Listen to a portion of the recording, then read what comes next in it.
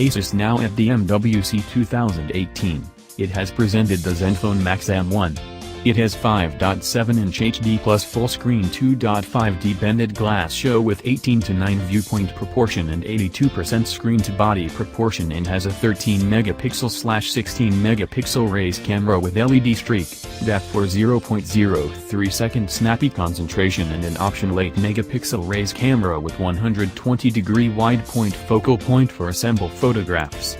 Their raise camera course of action is vertical contrasted with even plan on the Max Plus M1. It likewise accompanies 13MP or 8MP front camera with confront open.